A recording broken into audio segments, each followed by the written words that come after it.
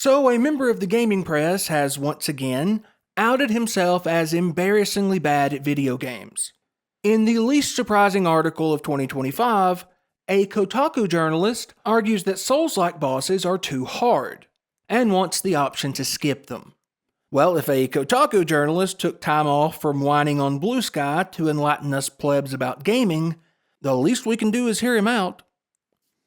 Quote, "In a gaming world increasingly built out of Souls-likes, where the concept of the boss battle becomes the central game mechanic, some of us have been left behind. I have always hated boss fights.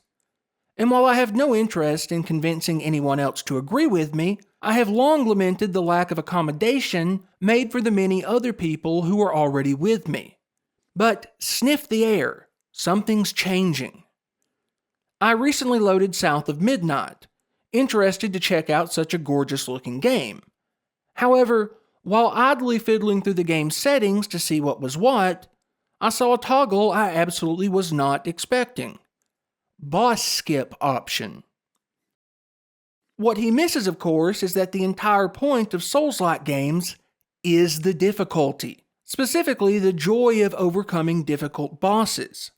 For the overwhelming majority of the genre, skipping the bosses would leave almost no content worth experiencing. Take the most recent Souls-like I played, the absolute gem Last Berserker Kazan. It's an incredible blend of Nioh 2 and Sekiro, and contains some of the most challenging boss fights I've ever experienced. But without those intense boss battles, the game would be almost laughably bad. The story is bare bones, the level design is forgettable at best, and the characters, while stylish and visually appealing, are mostly generic anime heroes. All of these elements exist merely to complement the gameplay. The game's brilliance is in its combat and boss design, and you don't really experience the fullness of the combat mechanics outside of boss battles.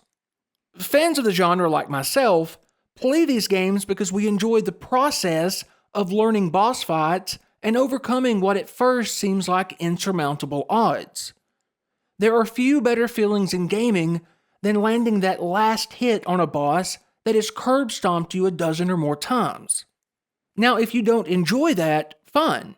Play whatever you like. But maybe this genre just isn't for you. And while you say you have no interest in convincing people of your perspective, you clearly wrote this article hoping game designers were paying attention. What you meant to say is that you have no interest in convincing gamers of your perspective. But you're more than happy to use your platform to try to influence developers who make games you don't even play. And you wonder why everyone hates games journalists. You don't even enjoy the genre, yet you're absolutely convinced that you know how to improve it. The arrogance that requires is astounding.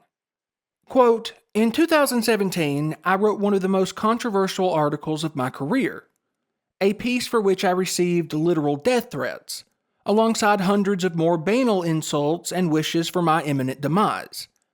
For someone battle-hardened by Gamergate, it takes quite a bit for the scale of a backlash to take me by surprise. And while I knew it would piss some people off, I didn't predict the volume. I wrote an article suggesting that boss fights should be skippable. Imagine my temerity." Well, first, talking about Gamergate like it was Little Bighorn tells me everything I need to know about you. And of course people were upset. Again, you're trying to change core elements of a genre you don't even enjoy. Rather than engage with Souls-likes and learn the mechanics and bosses like the rest of us, you decided to use your national platform to try to fundamentally alter games we love. And for no reason other than that you are too lazy or too incompetent to complete them. He goes on, quote, "There are so many games I've never seen the end of, but for YouTube, I suppose, because I just wasn't physically capable of completing the later bosses. I've never finished a Metroid Prime game, for instance, despite it being one of my all-time favorite gaming series. There are other games I've been enjoying so much, but just had to abandon because every so often there would be a difficulty spike of such enormous disproportion that eventually I'd lose all will to try. When he said there were a lot of games he's enjoyed but never seen the end of, I expected to hear horror stories about skill checks like Genichiro or Father Gascon. But Metroid Prime? Ah yes, who can forget the soul-crushing difficulty of Plated Beetle? Or the elation we felt at finally dispatching Elite Pirate? Metroid Prime is a story-driven shooter/adventure game. If you can't beat it, you should be tested for brain damage rather than lobbying devs to make things easier. The absolute state of games journalism. He continues, "So it struck me. Why not just let me skip past them? Who loses out?" Well, it turns out the answer to that question in 2017 was very angry people. For reasons never quite comprehensively elucidated, my being able to carry on playing a game I like without finishing a specific fight causes them great personal injury. To skip over a boss is, I was told, both a moral and physical affront, and the addition of such an option would very likely destroy video games, if not all of society. He's missing the point. If you give people the option, many will take it, and in doing so, they'll lose out on what makes these games special: the joy of overcoming a difficult challenge. Again, bosses aren't just one aspect of many in Souls-likes. They are typically 90% of the experience.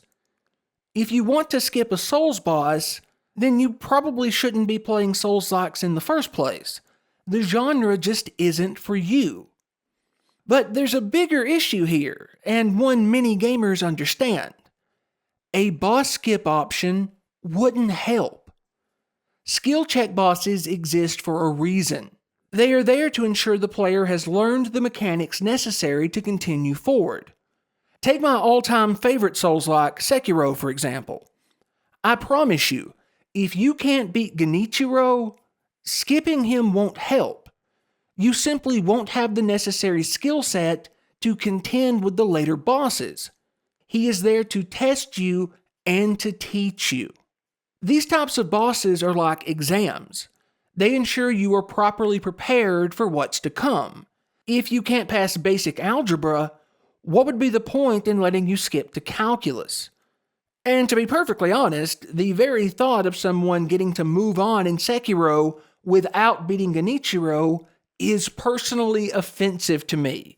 Damn it, I died 100 times to that lightning-wielding psychopath, and so will you if you want to advance. Get good.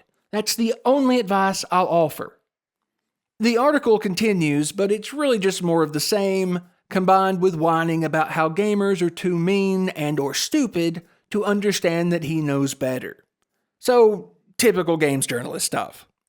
Anyway, I'm done ranting, but I may do a future video explaining in detail why game difficulty is important. If you'd be interested in something like that, let me know in the comments. Thanks for watching.